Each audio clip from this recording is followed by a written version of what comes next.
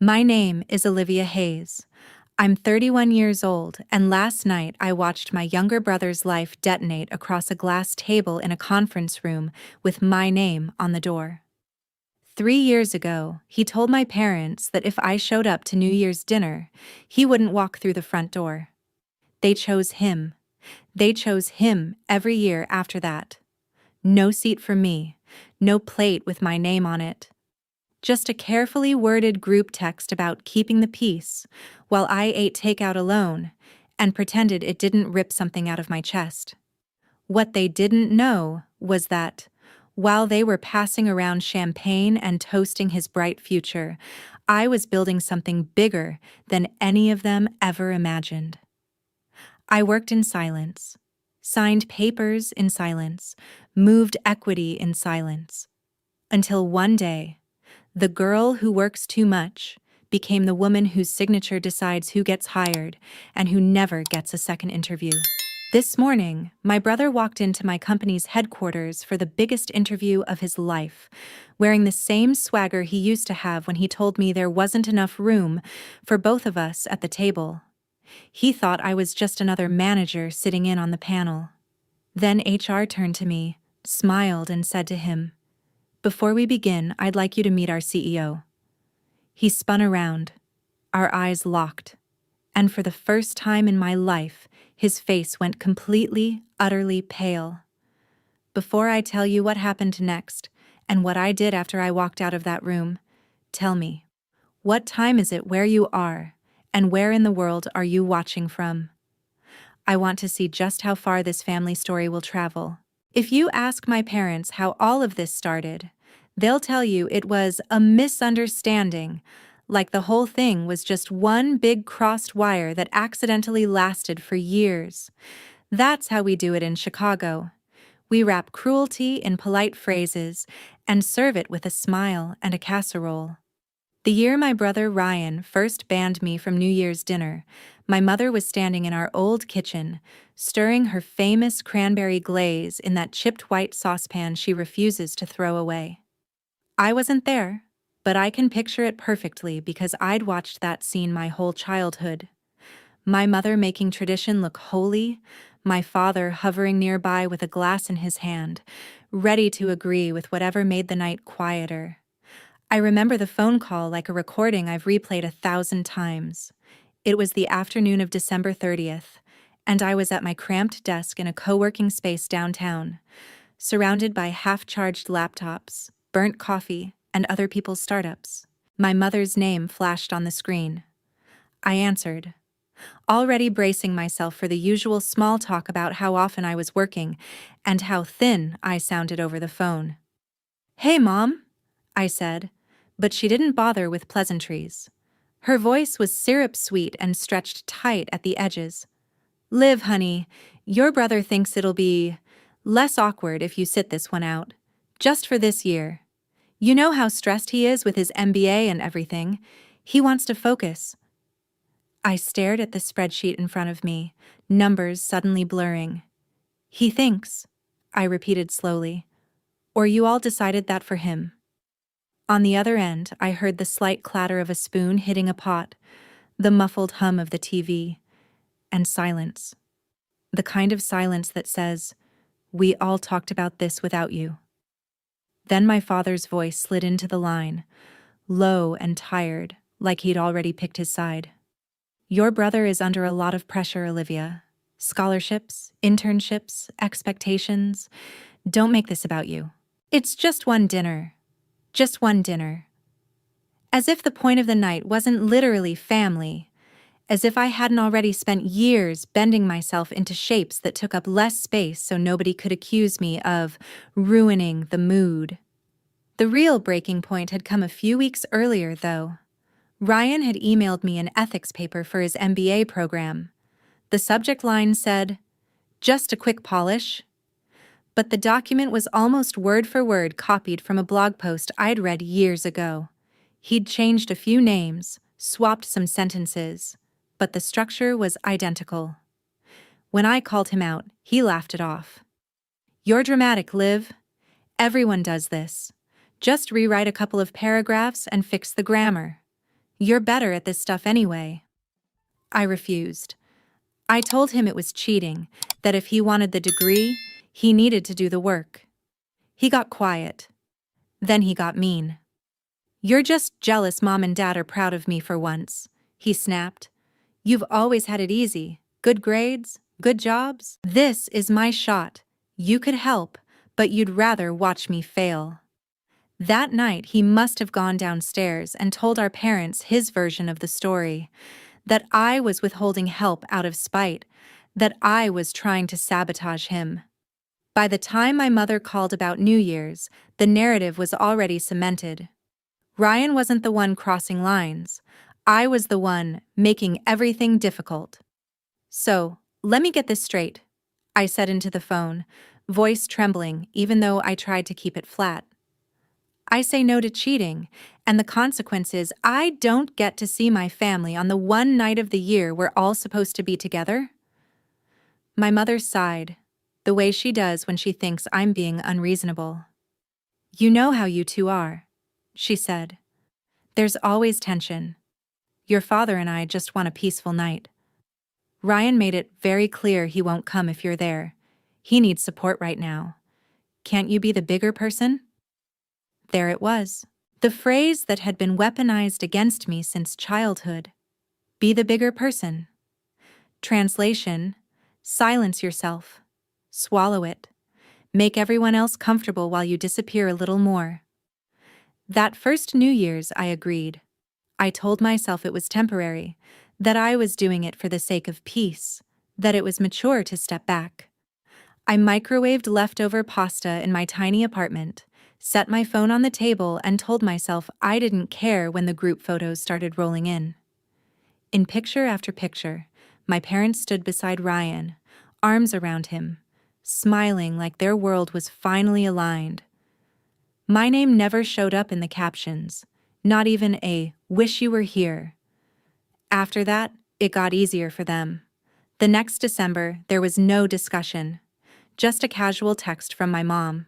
We're doing a small thing this year. Ryan invited some friends. It might be better if you make your own plans. We'll do something just us another time. Another time never came.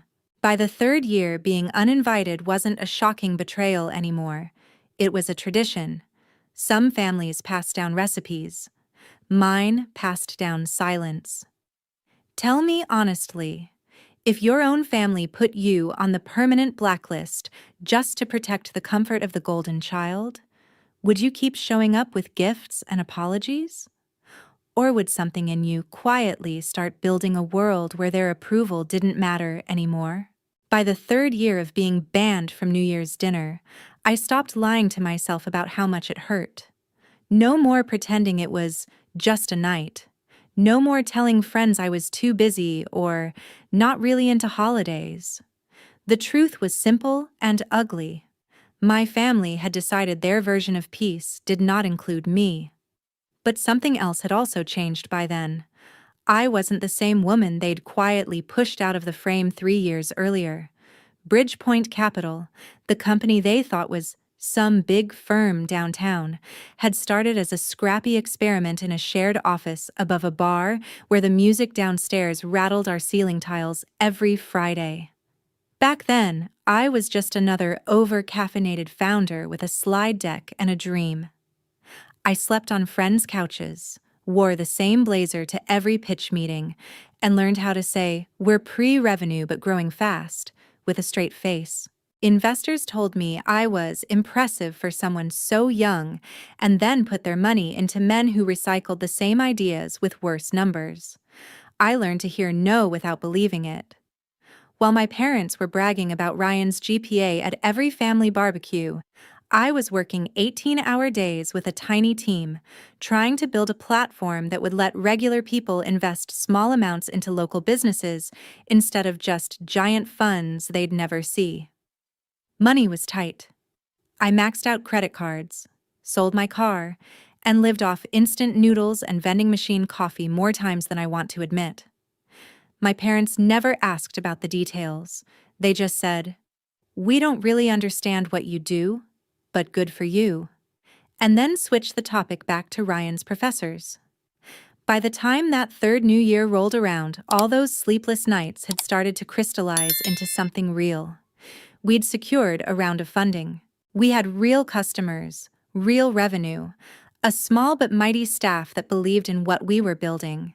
I'd quietly negotiated a buyout with my co-founder that left me majority owner and, a few months later, CEO. But none of that existed in my parents' mental picture. To them, I was good with numbers and married to my job, vaguely successful but emotionally defective. Ryan, on the other hand, was the one with potential. New Year's Eve that year, Chicago was wrapped in that kind of cold that sticks to your bones. I was in my apartment with the heating cranked up, sitting on the floor with my laptop on the coffee table. On one side of the screen, my dashboard showed real-time metrics. New accounts opening, dollars flowing, small businesses hitting their funding goals. On the other side, my phone kept lighting up with photos from my parents' house.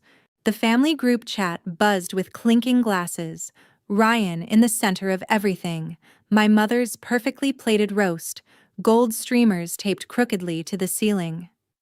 I wasn't in a single frame. I wasn't even mentioned. That would have been just another lonely holiday. Except for one thing. 2 days earlier, my cousin Amanda had accidentally added me to a private family Facebook group. She probably thought I was already in it. I almost ignored the notification. I didn't need more digital proof that I was unofficially erased, but curiosity got the better of me. The first post that caught my eye was from my mother. Under a photo of Ryan in a suit, she'd written, "We're so proud of Ryan. Once he lands this job at that big firm, our worries are over. He'll finally be where he belongs. Olivia just doesn't get family the way he does. She chose her career. Ryan chose us." There it was in black and white, likes and heart emojis stacked underneath. The story they told about me when I wasn't around. I wasn't the daughter who'd been wiring them money quietly for years when my father's consulting work dried up. I wasn't the kid who used to stay up late helping my mom grade papers. I was the one who chose career over family, as if those two things were mutually exclusive, and I'd deliberately thrown them away. I didn't comment. I didn't DM her. I took a screenshot and saved it in a folder with a name I'd typed through tears, families, and fires. Later that night, someone posted a shaky video from their New Year's toast. In the background, over clinking glasses, I heard my mother's voice clear as day.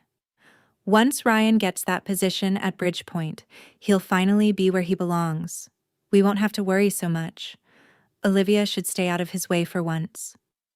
My father laughed and added, "As long as HR doesn't run into Liv, he'll be fine. That girl never could play nice with authority." The room chuckled. My brother raised his glass, soaking in the attention like sunlight. My name, my company, my imagined interference served as a joke. They were planning Ryan's future at Bridgepoint, discussing who I needed to stay away from, and not one of them knew that the logo on the wall of that big firm was mine, that the HR department they wanted to avoid reported directly to Maya, who in turn reported to me, that the authority I supposedly couldn't play nice with was now my own. I paused the video and just stared at the frozen frame. My parents mid-laugh, Ryan basking, my mother's hand resting possessively on his shoulder. For a moment, the hurt was blinding, but under it, something else flickered to life, an icy, clear realization. I didn't have to crash their dinner or beg for a seat at their table. The universe had already rearranged the pieces for me. They had built their entire fantasy of rescue around a job they thought existed in someone else's kingdom, and that kingdom turned out to be mine. I closed the video, reopened my dashboard, and watched a small business in Detroit hit its funding goal in real time. Confetti animation burst across the screen. Somewhere, A family I'd never met was celebrating because strangers believed in them. Meanwhile, my own family had no idea how closely their hopes and my choices were now intertwined. Have you ever realized that the revenge you've been imagining, bursting into a room, exposing secrets, demanding apologies, might not be necessary at all, because life has already handed you the kind of leverage you couldn't have planned even if you tried? I didn't sleep much after that.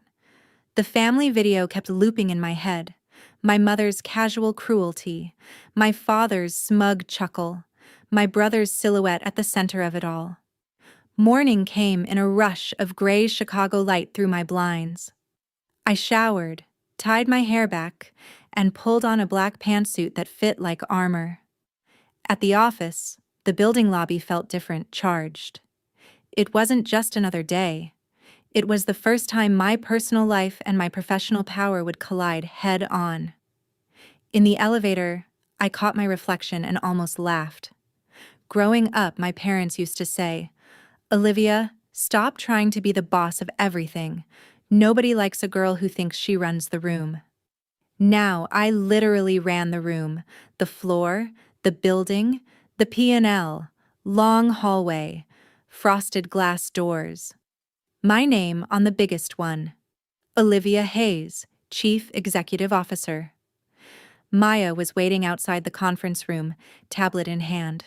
"You okay?" she murmured, eyes scanning my face the way only someone who's seen you cry into a keyboard at 2 a.m. can. "I found the Facebook posts," I said quietly. "They think Bridgepoint is just some big firm.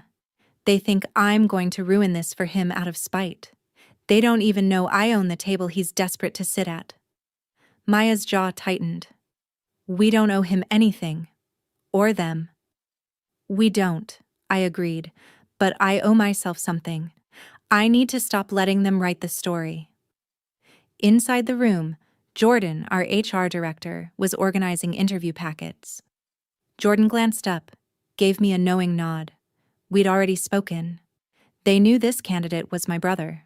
They also knew I wanted the process to be fair. "You're sure you want to be in the room?" Jordan asked under their breath. "We can handle this without you." "No," I said. "He's been making decisions about where I'm allowed to exist for years. This time, I decide if he belongs." A few minutes before the interview, my phone buzzed. A text from my mother. "Good luck vibes for Ryan today. This means so much to us.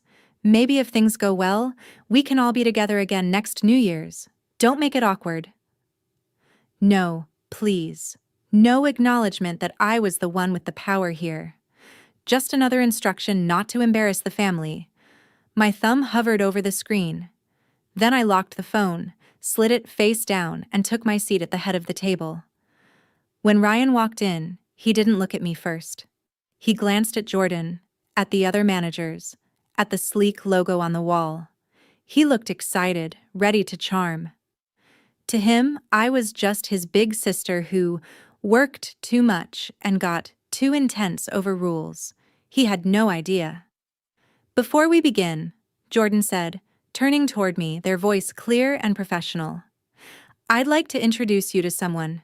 Ryan, this is our CEO, Olivia Hayes." Ryan's head snapped in my direction, our eyes locked. His smile cracked, then vanished. If you've ever watched someone realize in real time that the person they dismissed is the one holding their fate, you know that look. Terror, confusion, and, underneath it, the first flicker of shame. "You're the CEO?" Ryan stammered, voice suddenly smaller than I'd heard it since we were kids. "Since when?" The question hung in the air, unprofessional and deeply personal. I kept my tone even. "Officially? About a year. Unofficially, I've been building this company for a lot longer than that." Jordan cleared their throat, gently steering us back on track. "As we mentioned in our email, Ryan, this is a panel interview. We'll be looking at your fit for a strategic operations manager role. Shall we begin?" He nodded, but the swagger was gone. The brother who once told me I was too much to bring to family gatherings now sat across from me, hands clasped so tight his knuckles were white. At first, I stayed quiet, letting the others lead. One manager asked about a time he had to manage a team through a tight deadline. Another probed his understanding of our product. His answers were polished but shallow, buzzwords from a textbook, smoothed over with charm. They might have worked on someone else. They didn't work on me. I'd seen those same tricks at our parents' kitchen table. "Can you walk us through a situation," I finally said, "where you had to choose between protecting your own comfort and doing what was ethically right for the group?" His eyes flicked to mine, a flash of recognition. We both knew exactly what I was referencing, even if no one else did. The ethics assignment. The New Year's ultimatum. I always try to do what's best for the team," he muttered. "Sometimes that means making hard calls. Even if that call hurts someone," I pressed. Jordan shot me a quick look, careful. I softened my tone just enough. "We put a lot of power in this role. We need to know how you use it." Ryan swallowed. "Sometimes people just don't fit," he blurted. "You can't let one person ruin the mood for everyone else." That word, mood, spiked my blood pressure. That's what my mother had texted me the first year they banned me. "You know how your moods are, Liv. We just want a peaceful night." "Interesting," I said. "And if the person you're excluding is actually contributing more than anyone else, working longer, carrying more responsibility, do you still cut them out to keep everyone else comfortable?" Silence. One of the other managers jumped in with a follow-up about conflict resolution, oblivious to the landmine we were dancing around. Ryan flailed, talking in circles about maintaining culture. The more he spoke, the clearer it became. He had never learned to separate our parents' approval from his sense of right and wrong. Finally, Jordan turned a page. "Last question from me," they said. "Why Bridgepoint? Why this role?" Ryan straightened in his chair, as if this was the answer he'd rehearsed in the mirror. "Honestly," he said, "my family's counting on me. My parents have sacrificed so much. They're worried about money. If I get this role here, it changes everything for them. And I've heard this company is where people go when they want to work with the best." He glanced at me, a quick, desperate flick of his eyes. "And I know someone who already works here, so I thought it would be a good fit." There it was. Not "I want to grow," not "I've done the work," but "my family needs me to win." No acknowledgement that I'd been quietly wiring them money to cover medical bills and mortgage payments for years. They thought the lifeline came from some bonus my father received years ago. I'd let them believe that. No more. "Thank you, Ryan," I said, closing my notebook. "We have what we need." He looked panicked. "Wait," he blurted. "Just tell me, did I blow it because of all this?" His hand fluttered between us. "Because of the family stuff?" Jordan stepped in smoothly. "We'll be evaluating your candidacy on your skills, experience, and alignment with our values, like we do with every candidate." I held his gaze. "And our values," I added, "are non-negotiable. Have you ever wanted revenge and justice at the same time, and realized they might not be the same thing?" He didn't wait for the official email. Of course he didn't. 2 hours after the interview, there was a sharp knock on my apartment door. I knew it was him before I even looked through the peephole. Ryan stood in the hallway, tie loosened, hair a mess from where he'd dragged his fingers through it 100 times. His usual confident posture was gone. He looked younger, smaller. "Can we talk?" he asked. For the first time in years, he sounded like he was asking me for something instead of telling me what I should do. I let him in. He paced my living room like it was a cage. "You set me up," he blurted. "You knew it was your company and you didn't say anything." "The job posting was public," I replied calmly. "You applied on your own. You were recommended through a recruiter. I recused myself from the early stages. HR insisted I be in the room at the end because, well, I gestured around. This is my ship. You could have told me, he shouted. All those dinners. Mom and Dad talking about how this job would save us, how you just had to not screw it up, and you said nothing. My jaw tightened. You mean the dinners I wasn't invited to? Those dinners? He flinched. For a second, guilt cut through his anger. That was different, he muttered. We were just trying to keep things calm. I walked to the shelf, pulled down my laptop, and opened the folder I'd labeled in a weak moment. Families and fires. The screenshot of my mother's Facebook post. The video from the New Year's toast. I turned the screen toward him and hit play. There we were. Our parents in the background, my mother gushing about his future at Bridgepoint. My father telling the room I should stay out of his way. My own name, tossed around like a threat.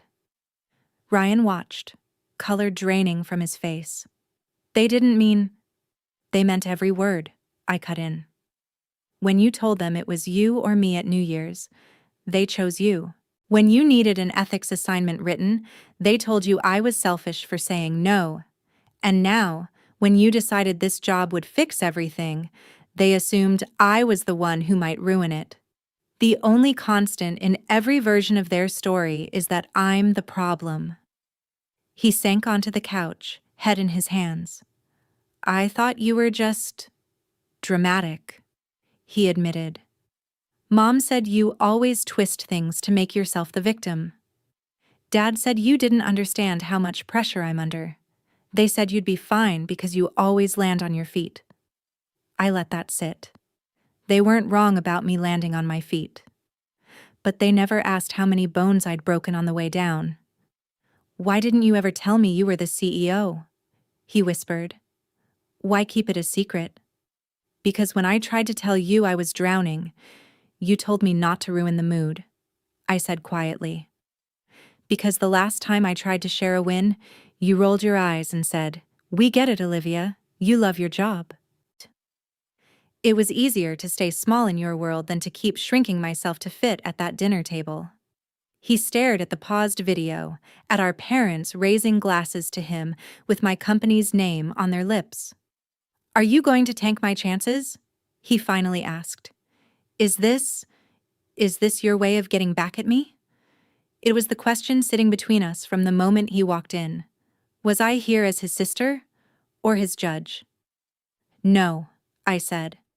I'm not going to sabotage you, but I'm also not going to lie for you. I sat opposite him, steady. You weren't prepared. You leaned on your charm and our parents' expectations. You talked about what this job would do for them, not what you've done for yourself. That's not a CEO's decision. That's a child's. He swallowed hard. So that's it? I just... lose? Sometimes losing is the only thing that forces you to grow, I replied. Here's what I will do. I'll tell HR the truth. That you have potential, but you're not ready for the role you applied for. If, and only if, you're willing to start lower, actually learn and stop expecting shortcuts, I'll support you for a junior position. No guarantees. No special treatment. You'd answer to a manager who is not me. You'll earn every inch. He looked stunned. That feels like a punishment. It's not punishment, I said. It's reality. For the first time in your life, you'd be standing on your own feet, not on our parents' stories. He was quiet for a long time. And what about New Year's? He asked eventually, voice small. Do you ever want to come back? I thought of my mother's texts, my father's chuckle, the empty chair that was never set for me. I want a family that doesn't require me to disappear to keep the peace, I said. If you and they can't offer that, then my answer is no. Have you ever realized that the revenge you really needed wasn't watching them suffer, but finally refusing to suffer for them? 6 months later, Bridgepoint's lobby looked different again. Our logo was bigger. Our headcount had doubled. Our Series C funding announcement had just gone public, along with a glossy profile on the woman quietly reshaping everyday investing. My face was on the cover. The article mentioned my complex relationship with risk, but it didn't mention sitting alone on New Year's while my family toasted my brother's future at my expense. Ryan took the junior role.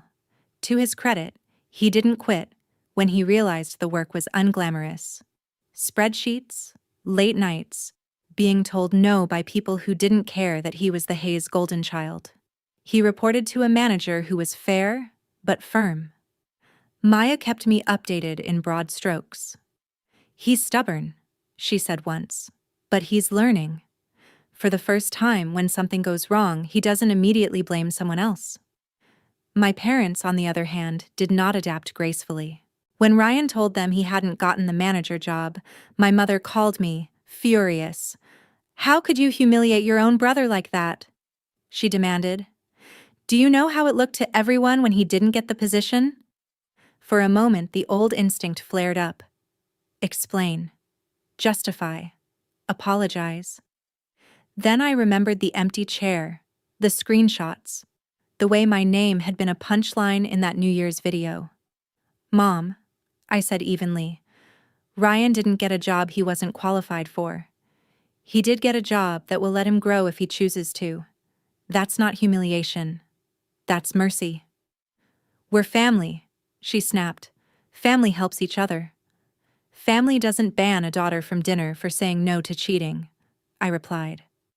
"Family doesn't talk about her like she's a problem to work around while they plan their son's career in a company she built. You helped Ryan. You never once offered to help me." Silence. Then, very softly, "We didn't think you needed it. That was your mistake," I said.